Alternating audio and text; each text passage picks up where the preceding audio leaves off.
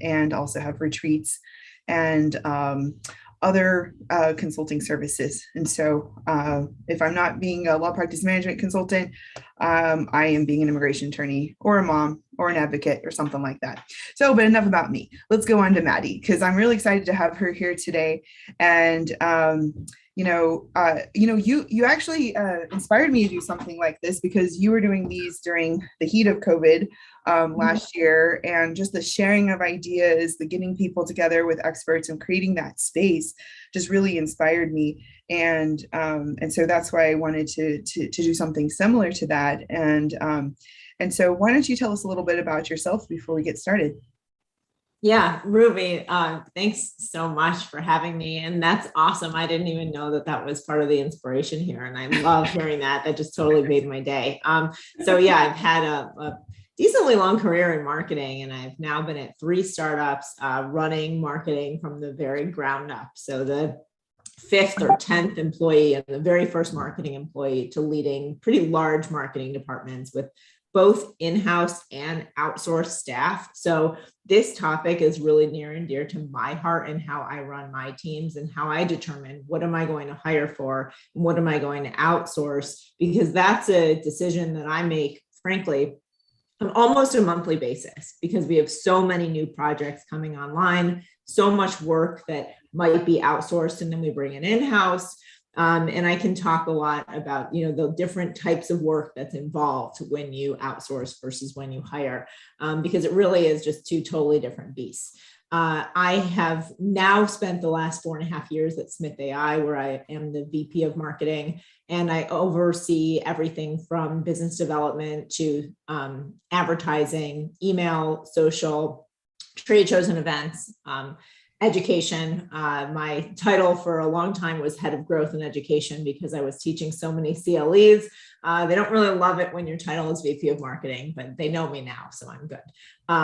So yeah, I'm excited to share with you today. And any questions you have about digital marketing, lead conversion, any of the different channels that you see here, SEO is a very popular topic.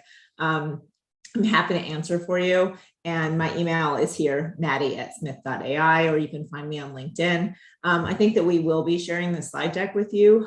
So I will let Ruby's team do that. And then you'll also have access to a lot of this material, but also to me personally. So yeah, Ruby, do you want to do the overview or do you want me to do it?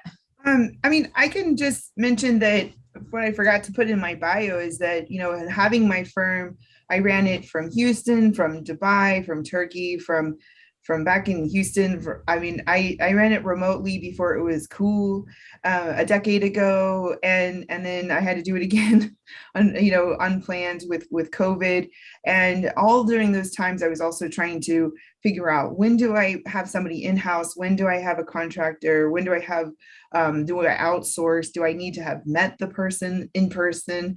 And just trying to figure all of that out. And so Maddy and I were just having discussion, and then we just dreamt up this webinar because we were like, this is a lot of what business owners are always trying to figure out: when to do in-house, when to do outsourced. And I feel like now more than ever, having seen that a person can work just as well down the street versus across around the world, with almost very little different, people are expanding their paradigm to consider, what could I do differently? What could be outsourced? And does it really have to be in part of the team? And so that's pretty much what this presentation is about. And then there's a lot of nitty gritty details that Maddy's prepared and I'll chime in too, about of what to consider when you're considering between that decision between the two. I'll let you take it away. No, thank you so much, Ruby. I should have also mentioned that Smith.ai is a virtual receptionist service, so remotely serving our clients, but also the receptionists are distributed across North America. So we sort of drink our own Kool-Aid in that, I was talking about the marketing team a moment ago, and I was thinking, wait, I missed a huge opportunity, the same that Ruby sort of clarified her own point. When we have a remote team, we also need to utilize these tools to make sure that people are on schedule, they're on shift, they are logging, comments in tools like Slack and project management tools so that we can have collaboration and share our knowledge and resources So there is, I guess, three factors here, not just in-house versus outsourced, but also, if they are in-house, they don't literally need to be sitting next to you. They could be remotely working. And oftentimes the tools that you use to collaborate with outsourced agencies or freelancers or whoever it is, you're using a lot of those tools with remote staff as well. So no matter, how you slice and dice it, I think you'll find value in the resources that we share today, even if everyone is in-house, if they have to work remotely, or if you want to hire people from other areas to tap into the best talent, you might be hiring them full time, but you'll still want to use some of the tools we're talking about today. It's not just, in-house staff in a physical office versus outsourced, sort of a spectrum. That's a good point. We have to clarify. You're right. There's a whole different variety of ways to define these things.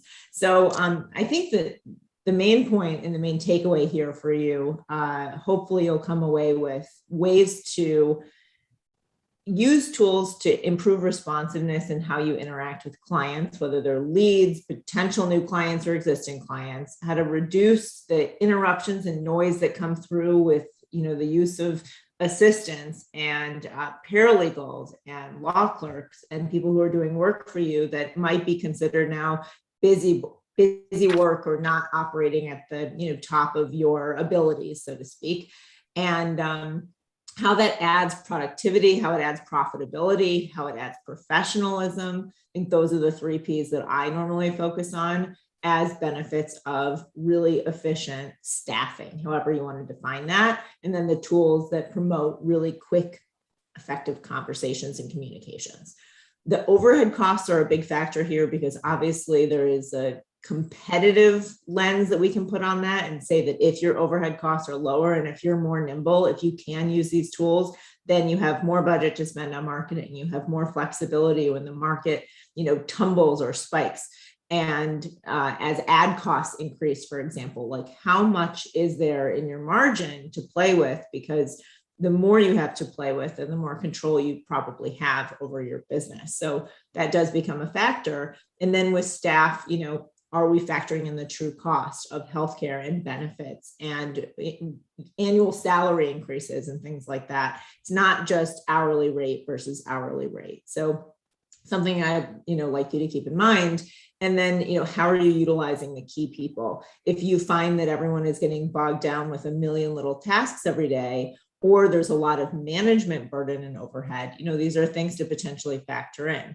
That's when, someone like me might consider, I need a PR agency, or I need an SEO agency, or not just a freelancer, but also groups of people that come with a management infrastructure that can really add efficiencies at scale. So what we're going to cover is sort of identifying some of the inefficiencies, and we'll talk about the Eisenhower decision matrix, how to evaluate and select the best outsourced service providers and of what categories we find most, common to use, whether it's, finance or marketing or legal, how to onboard and optimize these new service providers. And this also relates to new staff, honestly, making sure that they're using the tools and using them effectively to communicate with you, to get their work done. One of the biggest issues that people share when they're outsourcing or even hiring is that they are undersatisfied or unsatisfied with the work output. And oftentimes that's on us as the employer, as the hiring leader, as the boss, that we didn't set them up for success properly. And I say that with many years under my belt, not just my department, but a lot of departments that I've been adjacent to. Almost always you did a really good job finding and hiring that person. And the failure is in the onboarding and the management and the setting of expectations, making sure that we're spending time up front to get them set up for success. Then how do you start offloading tasks? And then how do you identify the technologies that can best integrate with these people so that they can get their jobs done and you can keep tabs on them? And just to mention, like, sometime maybe you tried a contractor or outsource, or maybe you're new to delegating and getting any type of help and it didn't go well. well, don't give up. And just like Maddy said, it could have been that you found the right person, but you didn't onboard them or maintain them or manage them properly. It could be a whole myriad of reasons. And so part of like this whole discussion is sort of in conjunction with delegation and just like how to utilize help and finding that help and communicating with that help and getting the most output out of that help and what would that look like. And so having from talking to lots of people from my 12 years of law in the law firm, I know that that can be very overwhelming. And so we're trying to like break things down and just don't give up. If you've tried it once or twice before, don't, just keep trying, but keep tweaking it. And that's why we're talking about this. Yeah, Ruby, absolutely. I totally agree. And thanks for making that super clear. When it comes to how do you decide, what are you going to continue doing? What are you going to delegate? What are you going to schedule in advance? What's happening in Q1 and Q2 that is something that needs to be on your radar now, or not on your radar now, not on your plate now? What can you push off to later? And frankly, what can you just eliminate that you have, a pie in the sky idea that you keep looking at and you haven't started yet? Like, is it important? Is it a nice to have? Is it a need? If it is, why hasn't it been done yet? These are things that, it's a really helpful matrix to throw things at this matrix and see where they land. And, you can change this if the framework doesn't work for you, but this is a pretty, common convention to use.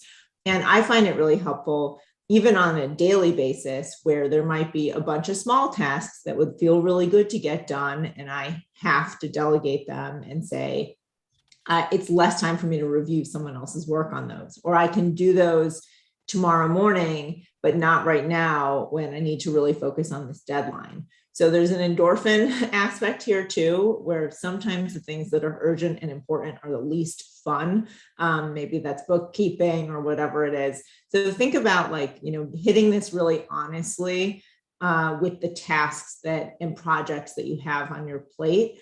Most of the time, and I will say this now, and then we'll go into all the opportunities, what blocks us from delegating is not the difficulty of the task. Maybe some things need to be done by a lawyer. That aside, most of the things are not blocked by the difficulty of the task, but by our minds saying, I'm not comfortable handing this off yet. It's outside of my comfort zone to hand this off. And that will go for a staff member who's being underutilized, a freelancer who's not meeting expectations, people who you're paying on a flat rate basis and you're not using their hours that you've allocated, that you're literally paying for and not getting full return on. See this time and time again. It really just starts with setting your feet in that right direction and walking that path, and the comfort level will come as you do it, not before. So if you think there's going to come a time when you get really super comfortable and you're about to delegate right then, that's not how it works. You delegate first, way out of your comfort zone. And then, at least for most people, this is the case. Certainly it was for me. And then you get comfortable and you do more of the delegation and you get more comfortable. You're never going to feel super comfortable before you start delegating. It doesn't work that way. So I find that that's helpful to just think about mindset here and not just like the tactical aspect. I agree with you. And I think I see that a lot when people are talking about hiring their first assistant or whatever it may be, a first hire. It's just that huge roadblock, and you're worried about like the taxes and the paperwork and the confidentiality and the security. And then you just build yourself up into this not getting it done. And then, and maybe you get somebody and then it doesn't work out for some reason. And then you're right. You have to keep doing it and you get better and you get more confident. A lot of, I like to say, if you want to grow, you have to let go. And that's really what this is about. Whether you want to grow or you just want to be able to control your day a little bit better, you need to let go. Just wrote that down, Ruby. That's okay. So good. I promise to quote you when I choose that. I know I'm going to. So take a moment, and if you have a sheet of paper, if you have a doc open on your computer, like just think for a moment, what are the tasks that you could be delegating? And you'll get this later. You can do this on your own, and then who or what can handle this for you? And you may come back to this after we share some resources, but off the top of your mind, like, man, if I could delegate it, and you probably can, what can I delegate? Can I delegate my bookkeeping? Can I delegate the payroll? Can I delegate the answering the phone? Can I delegate something in my email, or at least triaging from important to not important and when you get around to it? Can I triage data entry onto someone else's plate, right? So a lot of these things can be set up. And I will say there are great tools like Text Expander, and we'll talk about these things, that if you set up a program that can help you be more efficient, you can also set that up for your delegated team to be more efficient. So what I mean is, Text Expander is a good example. Let's say that I program in a bunch of hotkeys in Text Expander where every time I type in EE, that's me wanting my email to show up instead of typing out my email every single time. If I've got that and I share that with my team, then great, I'll be more efficient. And when I tell them to, draft emails for me, and they have to write sentences, and they have some things that are canned, some things that are instantly inserted into the text, shortcuts, they're more efficient. So it's not necessarily one or the other. Oftentimes it's both. Are we helping our teams be really productive in their work and not just delegating the pile of work as it stands to them? Right. And we're saving ourselves money by teaching our staff how to be as efficient and automate as much as they possibly can. So, not just listening to these things ourselves, we need to make sure we're teaching this to our staff. And another thing, like maybe if you're not thinking in terms of like this matrix, like task to delegate, maybe just write out what you do all day.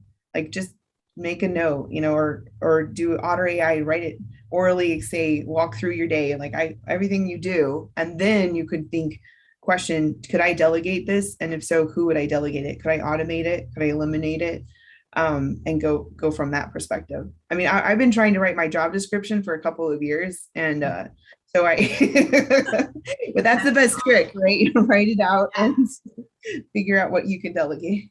What's also awesome is giving that recording to someone and saying, like, I need you to transcribe this, and the really fantastic assistants, for example, will go through that and say, I'd like to take that on for you. Or couldn't so-and-so help with that, as they start to get familiar with your business. And then you really hit a good stride.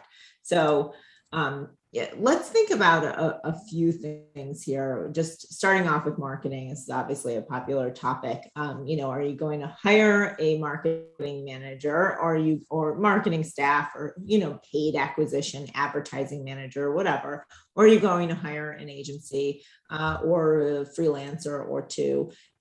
Jack of all trade marketers are pretty hard to come by, especially when it comes to covering SEO and paid ads and great graphics and social media posts. And, that's somewhat of a unicorn or a very high ticket person.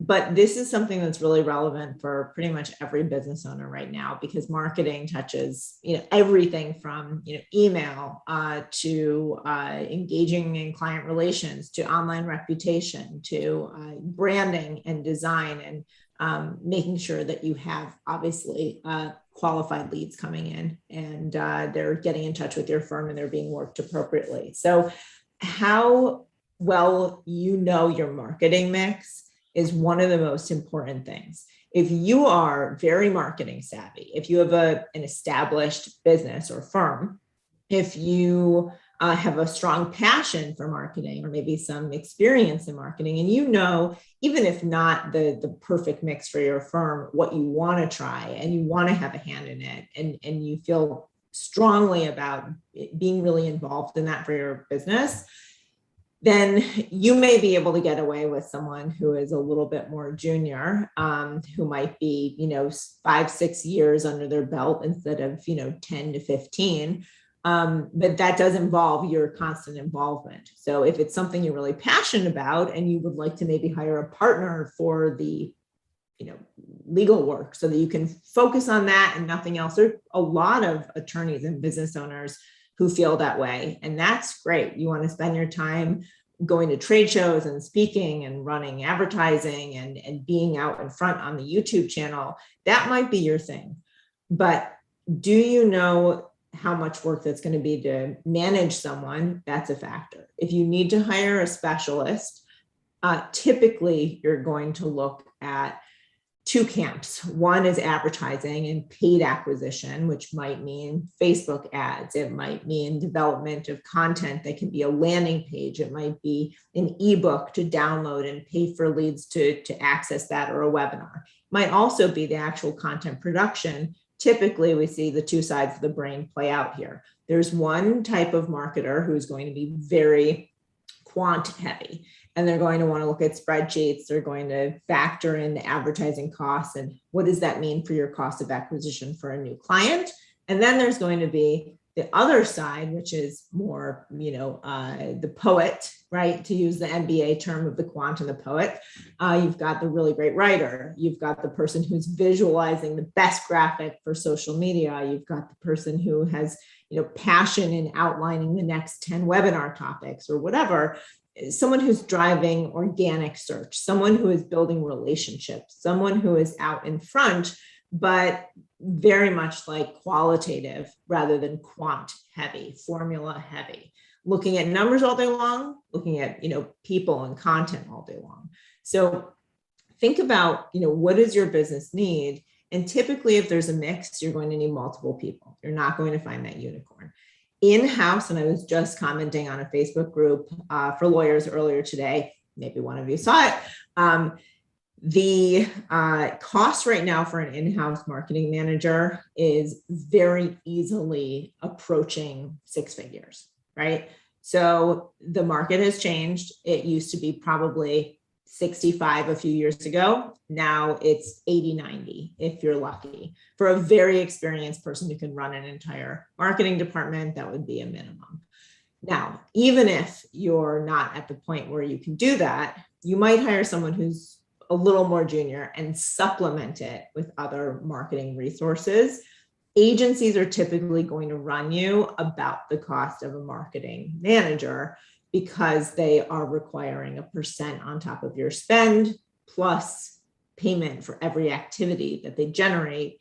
And marketing is one of those departments where there's a lot of activities for the headcount. So that can get expensive very quickly.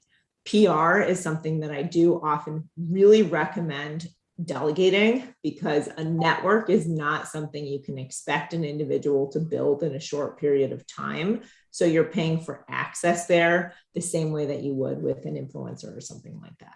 So think about, what cost you can afford.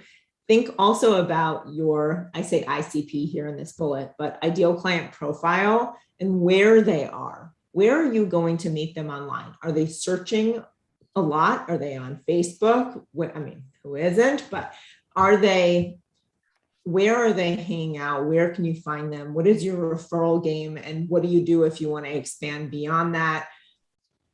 Based on your goals and your client profile, you can typically get to a point where you know where your investment is going to be best. So I would say that I think a lot of small, like just starting out, do a lot of things on their own, or then they'll get like a 20-something intern person and they'll say, okay, just post online. And they think that's their marketing department. But like I first did Google ads or whatever, was it called? I don't know what it's called right now, but anyway, AdWords, right. Yeah. Back in 2010. And I sort of figured it out, but then now I feel like you need a PhD to figure it out, and or else you're wasting a lot of money. So like my team now is probably got 6 or 7 people. We had explored doing agencies a couple of times. Right now we because marketing was something I really enjoyed, we've kept it in-house, but we have, you're right. We do have the people doing more of the technical side, doing ads, doing the Canva and the images, and then even the writing and the copy. that can be complex, and then doing things maybe in multiple languages as well adds another component to it. So maybe you've just started and you're posting, and maybe you're using like a Hootsuite or something like that, or HubSpot or something to aggregate. But then you can keep expanding on that, and just know you have to be consistent and expand. And at some point, you like what you Maddy said in the very beginning, like, is this something you really enjoy doing, want to do it, or is this something you want to delegate? And yeah, so we'll be running out of time if we talk any more about that. But I mean, this is one area that, so we're doing a combination. We have some in-house-ness and we have some outsourced with vendors. And so we sort of do like a patchwork, and we have somebody who monitors all the contractors. Yes, that's really important. And also your mix will change over time. I find that the people who are in charge of spending a lot of money, I like to hire them in-house. And for the things that are formulaic or that we've figured out or that require a network, like to outsource. So content production, I might come up with all the topics. I actually have a writer who I've worked with now over multiple companies, and she has her own writers that report to her. I will assign her a lot of content because my team doesn't have the bandwidth to spend all day writing content. And we have a pretty high production volume. So that's something that, you might also consider, but it's good to know, like, if you are going to get to a point where you might hire staff, what are you going to budget for that? And are you ready? Have you sort of reserved the funds for that? In the meantime, it's nice to be able to choose an agency or freelancer. Keep in mind that most agencies are going to require at least a 6-month, if not year contract in this day and age. There are some that will go month to month, but you can expect their level of investment typically to be less committed and less knowledgeable about your business. Those you sign for a year are going to put in a ton of time to make sure that they are representatives of your company. I find more than the month to month folks. So writers, designers, anyone, I mean, I love Upwork. And if you haven't used it, it's a really great way to source talent. They now have a consulting sort of almost agency model where they will help you find and create the better job descriptions before you just go out there on your own. So I would encourage you to use those tools to find the talent and ask them for help, and not just going about it alone. So this is important. Ruby, let's talk about, legal assistants and paralegals, and maybe even freelance attorneys. Yeah, I mean, so there are companies out there like Law Clerk and other ones out there that sort of, they've already pre-found people, and they know their skill sets, and it's sort of like easy to just plug in really quickly. I think from the forums and a lot of what I talk to people, they usually share ideas like, anybody looking for contract work, or I'm a contractor, I'm looking for this type of work. And that's generally how people look for someone. So I've used folks. So generally, I wrote about this in my book too, like, when do you have part-time? When do you have contract? When do you do full-time? When do you have an employee or contractor? And I don't know how much I just differentiate between remote or outsourced, because I sort of saw it all, all together, because I was running my law firm remotely at various times. But like, there's sometimes when you don't need a full-time person, but you just need that flexible amount, and so or you need somebody who has a very specific case knowledge of an area, but then you don't need them all the time, and so that's what's really nice, to have a team that you can call on at different times for those various needs. I generally get like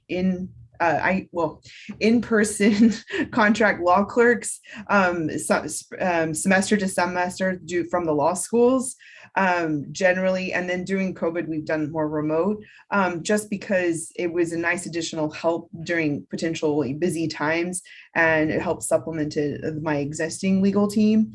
I also had tried a completely remote legal assistant during COVID. It didn't work out, but I know it could if I tried again. It was just the wrong person for the position.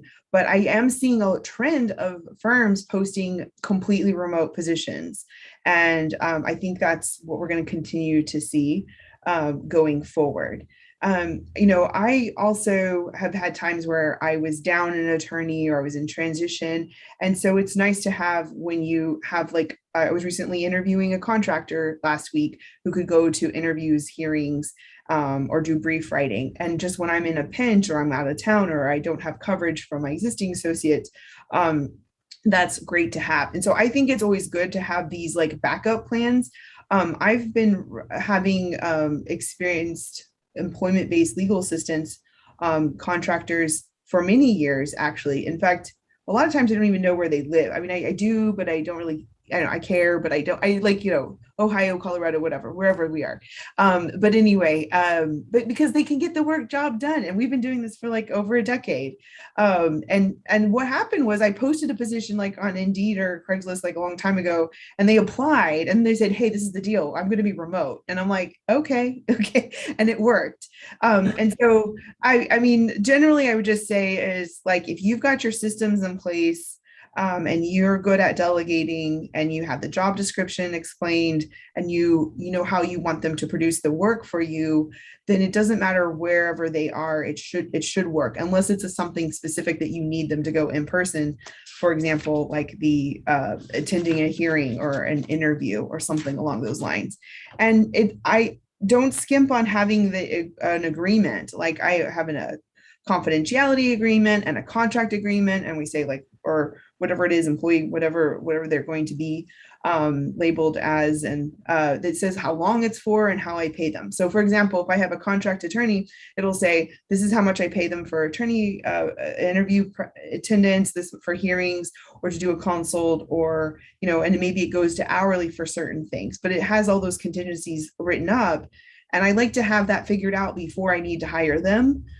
So that way, when I need to press play, we're ready to rock and roll and I don't have to be struggling to get all these things or skimping on these documents.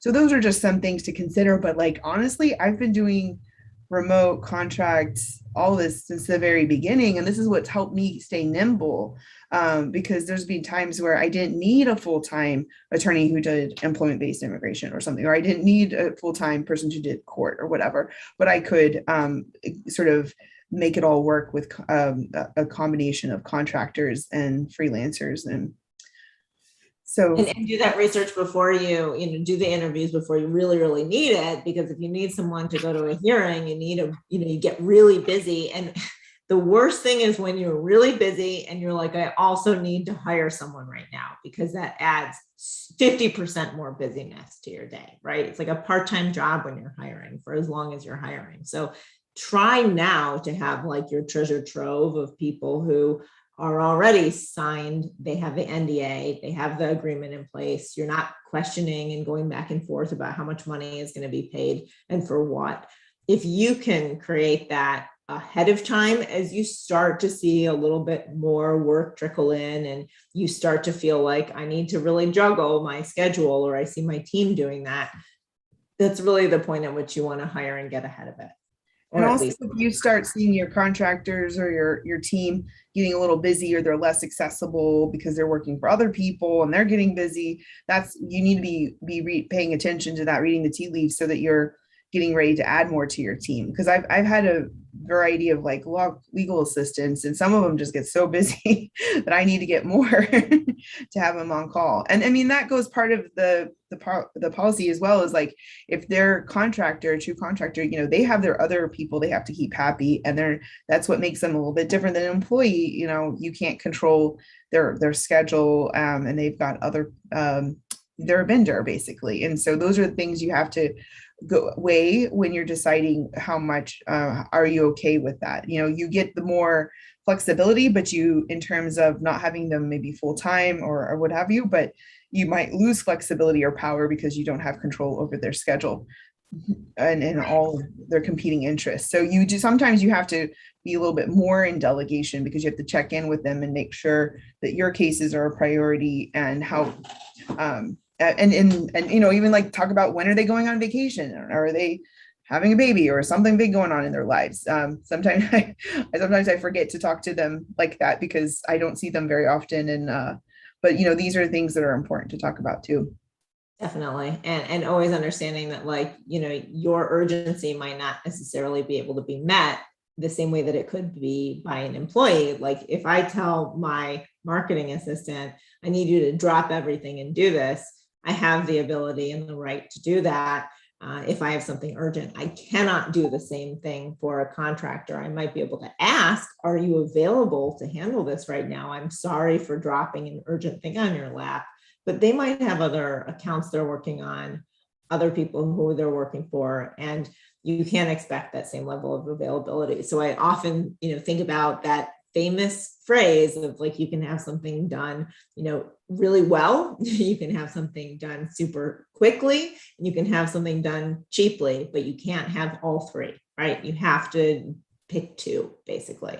So if you want to save money, you're going to have to factor in, do you need to plan in advance, and how well are you going to have it done is also a matter of, how much did you push it to get done super fast, and how much are you willing to pay?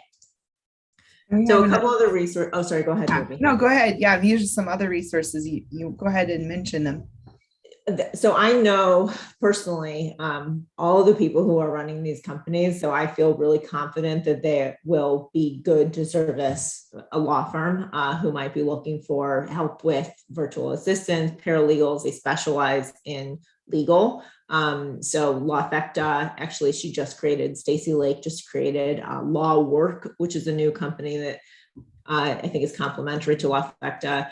Paralegal services, I think they're based out of Maryland. Pakuska, I also met her through the Maryland Bar events.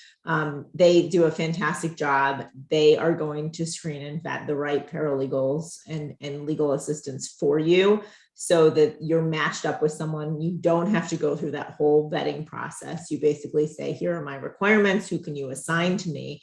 And I think almost all of them have over 10 years of experience. So task management, this is something that. And there was a question about hiring a virtual assistant. Would you recommend to try a trial service first, or go company by company until I feel it's the right one? Well, I think that the first thing you need to do is make sure you have a job description and figure out how they're going to work with you, what you really need. I sort of had a consultation with the virtual Latinos, and because I was exploring this as well. But a lot of people I found a long time ago was on Odesk before it was called Upwork. But I mean, do you have any suggestions, Maddy? I mean, I think you could go through a service. I mean, I think it sort of just depends. Do you need them right away? Do you want them already trained? Do you want to make sure that they're already vetted and you're paying for that, to have them ready to rock and roll in that respect?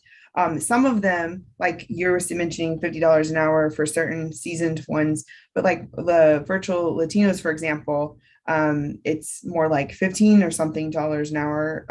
But they're abroad. But the thing is that they might not be trained in doing whatever you want to do. Like there might be more training and investment involved. And so I think that's part of your calculation as to, do they know how to do specifically what I need them to do? Are they able to hit the ground running, or am I going to have to train them? And what do you want them to do? Right. Yeah. Right. I mean, if you want them to be in your email, if you want them to have all access like an executive assistant, that is something totally different. I personally have someone who is more like an executive assistant who is also in Slack with me. She has access to my email. I've worked with her for probably 7 years now, and I trust her completely. She also is very communicative and has a very high command of the English language. So if I were to ask her, can you draft an email for me? She would write very well. There are most of the services that are going to be less expensive abroad, wherever, are going to not be at that level where they could draft an email for you. You would be embarrassed to send that email, let me tell you. Some of them are very good. Most of the time you have to pick individually, hand pick someone who can pass a writing test and an editing test, and maybe even a speed typing test to make sure that they're not taking forever to get those words out that you like on the screen. And share examples of past work that's been completed. I often find are not a great indicator of success because who knows who else touched that. You want to ask for a brand new assignment that you have seen and assigned that is completely unique to anything and what they do with it.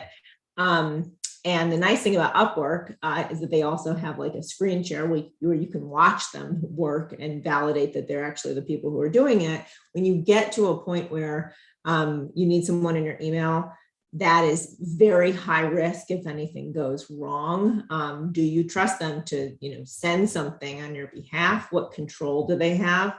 If they are answering your phone, do they sound on brand? If they are responding to text messages, I know people who give social media access and let their assistants represent them in their own personal Facebook accounts, in groups and things like that, because they're called on for referrals and advice and et cetera. And there's some stock answers. You start to get, really into the risky weeds there. And the more access you're going to give, the more I would say be extremely careful that person is going to be a good approximation of your brand and yourself. So yes, there are companies like Get Staffed Up and Pineapple Staffing and Hire My Mom and things like that. There's Upwork. You're going to need to interview, someone and really slowly drip access to them. Trust but verify, give them a little bit and then don't let them have the whole, ball of yarn immediately, right? Yeah, I was going to answer. I think we're going to have to speed up because I know we're going to cover. We should have put together a half day or something. I think this is like a two-parter. I think probably. I mentioned Slack, so obviously that's a chat app. You might be using Microsoft Teams or whatever. It allows you to have communication between people who are working anywhere at any time. You can also have video calls, even though they're not great quality. Shortcut used to be Clubhouse, which is a project management tool, much like Monday, Asana, Trello. It's actually free for up to 10 users. So that's a great entry tool. And I know, Ruby, you had something to share about this as well. I just think that basically, these help supplement maybe your case management program, they're not the same thing. So these are more project management or task management.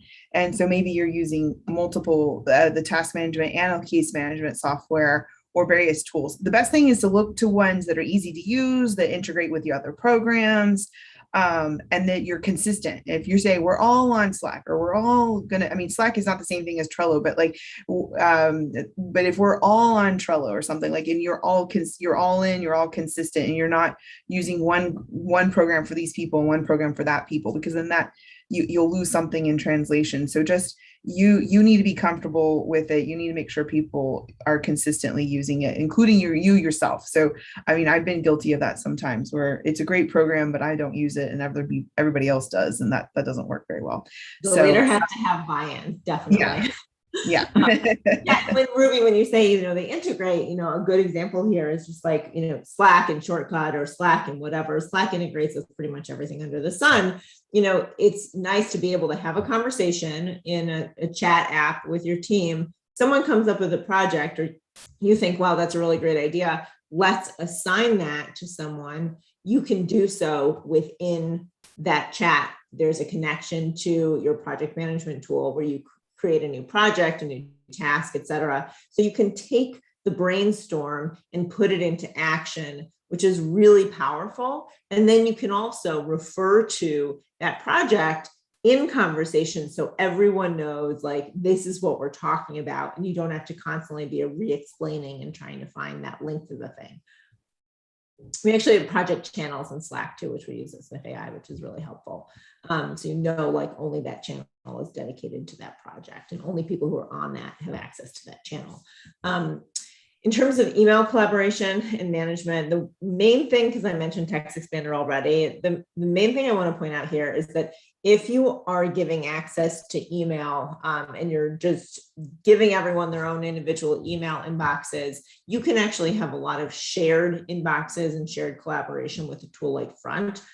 We use this. It's great for small teams all the way up to large teams, very affordable, as you can see, at $9 per user per month. And what that means is that I can have an entire email thread in a shared, let's say, marketing inbox, or in the sales inbox, or in the support team inbox, or in the existing clients with deadlines inbox, or whatever. And with my team, I can actually comment and chat within the thread. draft an email together. They could draft an email for my review, and then I can send it. And that allows you to have much more of a close dialogue instead of being on the phone or in a screen share or on Slack, having some conversation about something that no one is looking at together. You can all see it together in the same thread without exposing that to the email recipient, which is really extremely valuable, I find. That's cool. I'm going to check that out. It's a fantastic tool run by, I think they're a French company. Not the best analytics, but they will tell you, the activity of your team as well.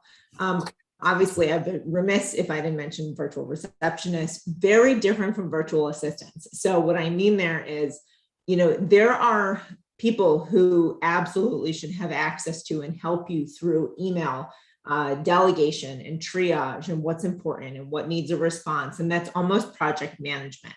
You basically are looking for a project manager oftentimes when you're looking for an assistant, right? You want them to have a sense of ownership.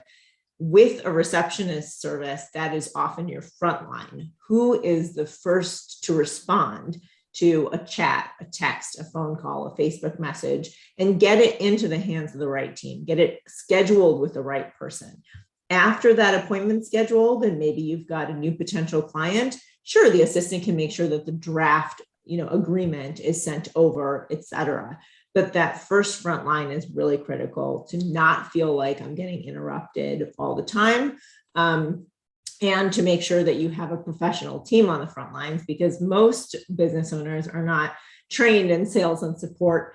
And that really does affect the experience. If you're the business owner, you have bigger fish to fry and you need to protect your time as well as, the consistent and professional attitude that people are receiving when they contact your firm, and 24/7, not just during business hours, not just when you're not in a meeting or your team is free, really needs to be consistent, and that affects your reputation. Related to this, so if you are using your cell phone to run your business, it's really time to spend just a few bucks a month and get a proper VoIP cloud phone system. So this is over the internet. This is, uptime is 99.99%. You are still able to have a desk phone if you want it, but these are solutions that actually allow you to have an app on your phone. And it's not just going to be an unknown number, it's going to show up Grasshopper app. I'm seeing an inbound number. It's clearly from someone who called my business, or it's clearly from Smith.ai receptionist. And I know it's a business call because they don't handle my personal calls. That helps you when you get spam calls, you can ignore them. Unknown numbers, they're coming into your personal cell phone, not your business. It also allows you to share that responsibility with your team, because if you just have everyone on their cell phones and you say, hey, did you see that text that came through on our business line? It's like, no, the text is coming through on your personal cell phone. How sustainable is that? So if you have these shared resources, you can also delegate them. What you don't want to be doing is sending a screenshot of a text message and asking someone to follow up from a new random number that person is not going to recognize. So you really do want it to be more collaborative, and it's more professional that way too, at a very, very low cost. And we're using Vonage, and we have for a long time, and everybody has an extension and they have the app on their phone. So because we have a hybrid situation where some people are in the office and some are working remotely, regardless of where they're working, it's seamless. And that's really what you want to get to, seamless communication systems, regardless. And whether they're in the Philippines or Mexico or down the street from your office, or in your office, that you're using the same communication methods. Yeah, and they all support, text messaging now. A lot of them support video calls, conference calls. You will be amazed at how much, because of how competitive the market is, the business consumer really wins. So extremely cheap, extremely well featured. There's no reason not to use it. And they should all be month to month. So if you don't like one, you can port your number and bring it to another. They're not going to hold your number hostage. Online calendaring. This is so important if you have an assistant, if you have a team, If you have your own personal calendars, it might be for a speaking engagement for Ruby, or it might be for a client consultation. Those are two very different things. There are probably different responsibilities of who Ruby would allow to schedule on each of those calendars. So are you making this available for clients to schedule on your website through your email signature? Can they do it themselves? Do they have to talk to someone first? These are all efficiency gains, and most of them work very similarly, extremely affordable, a few bucks a month, and you get that control, but also with the provision of access for how about you book it yourself.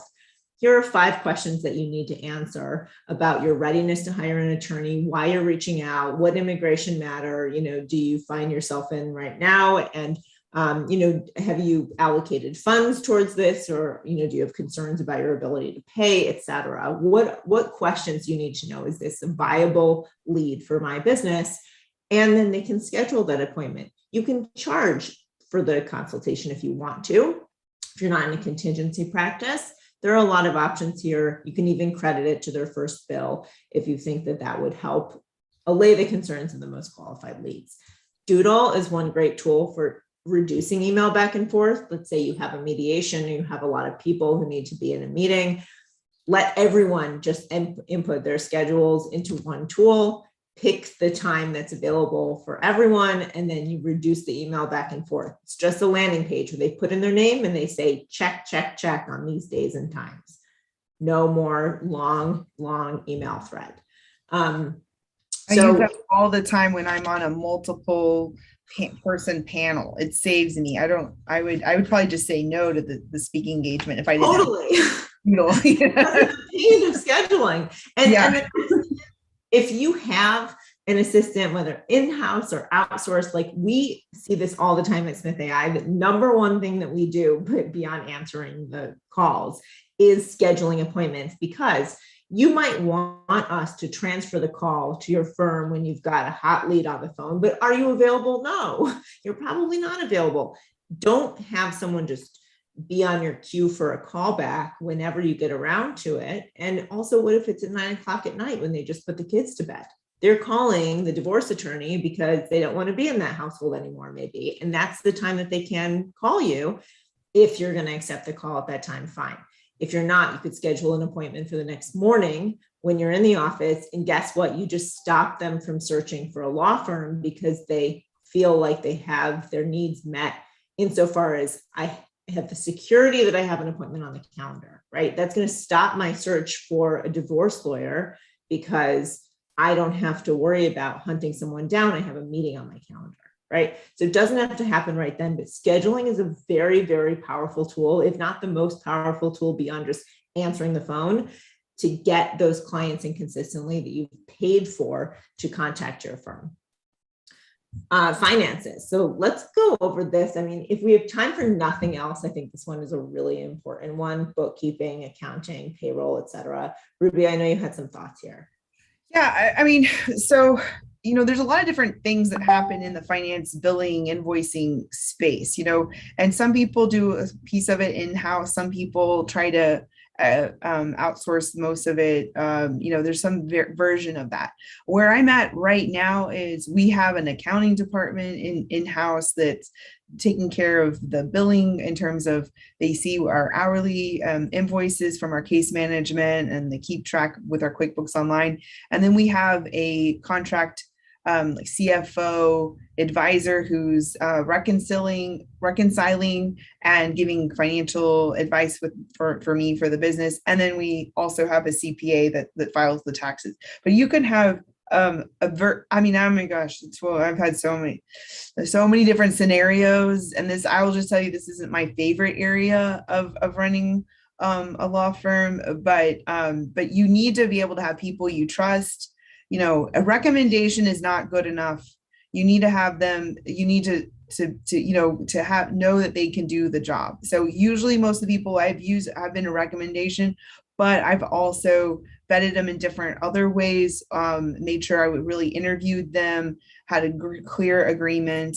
And the thing is, it seems like whenever an area, it's easier for you to delegate. And so if you have a weakness in an area, maybe it's marketing, maybe it's finance, maybe it's tech or whatever, then it's a little bit harder to be on point for managing and delegating. But anyway, there's a lot of opportunity to outsource. And I think Matt, you've suggested, I've heard before Bench, I don't use it, but I've heard about it.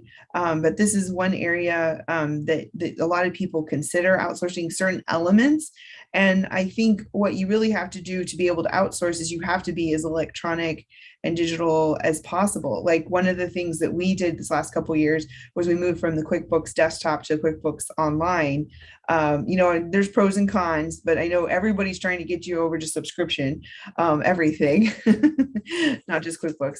But anyway, so those are just some things to consider. And, there's lots of other little things like who's going to file the TWC quarterly reports forms, or who's doing the 941s, who's going to be all of the new hire forms, there's a lot of different things. And that's a combination of like HR, finance, and billing, but you can't drop the ball. And you need to make sure that you've delegated all of these things. If not, I mean, I did payroll myself, but I had a pact with myself. I said, as soon as I get 10 employees, I'm not going to do it anymore because it's too time consuming. And I don't think that's the best use of my time.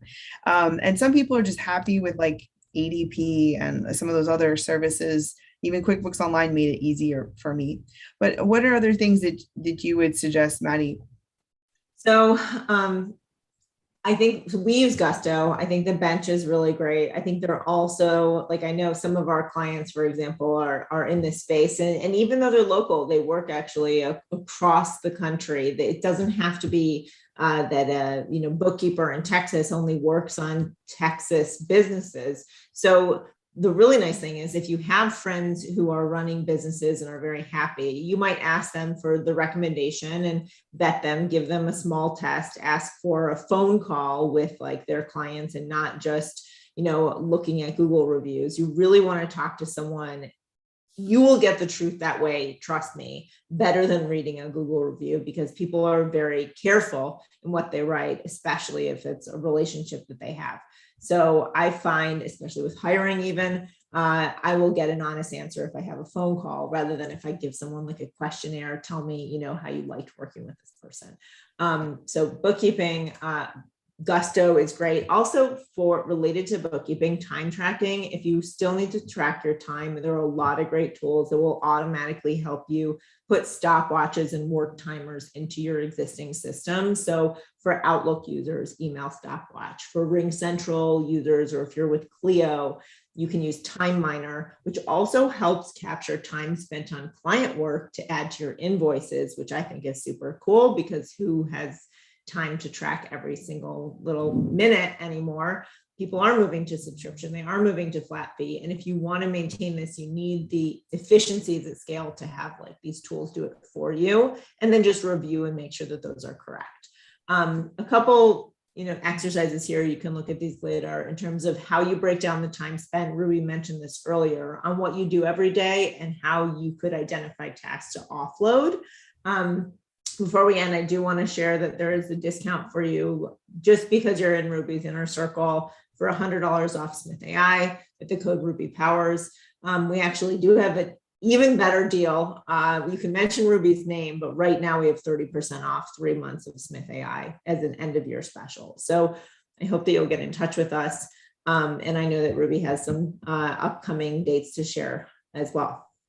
Yeah, thank you so much, Maddy. And I know we could talk forever, and I'll have to have you come back and we can do even more deep dives. But we for the rest, the next two webinars we have scheduled are December 8th, which with and the next slide, if you don't mind, is with Chesney, and we're going to be doing about financial best practices. So we'll expand a little bit more on what our finances slide was about. We're also going to talk about the employee tax retention credit. So you might want to Google that employee tax retention credit if you haven't heard about that before, and you've been running a business last couple of years.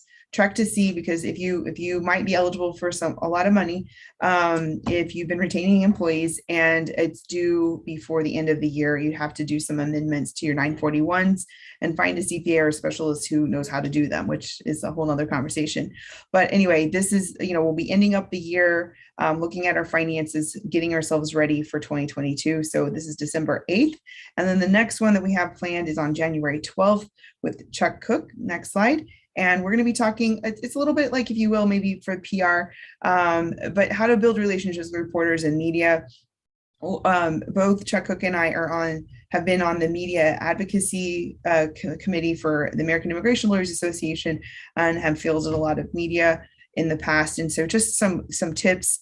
We were on a panel before and we had a great time sharing ideas and suggestions. And so just want to get that information out there, because it's another great way for either for PR for your firm or advocacy for your client. And so something that you sort of don't get told how to do it. And so that's why we wanted to make a program on that. And so just other ways to stay connected. Next slide, you can just either join our YouTube page, subscribe to our YouTube page so that you can see all of our webinars and roundtables that we do. And we do have a retreat coming up December 20th, 21st. If you'd like, we're going to be covering all the different areas of running a firm, and also join our Facebook group, Power Up Your Practice. The link's been posted in the chat, and I am available for one-on-one consulting or retreats for your firm. And I think that's all the slides. We might have one on the retreat coming up, but that's in there. That's fine. And the other thing, Maddy and I saw each other just this week because we're both going to be speaking at the ABA Tech Show, and so. That's really exciting. Oh yeah, so this is the retreat, December 20th, 21st, 9 to 3 Central, and we'll be covering all the areas of running a firm, from marketing, HR, operations, tech, self-care. And whether you've had your firm for a minute or you've had it 30 years, you can find a lot of benefit out of it as we do a survey.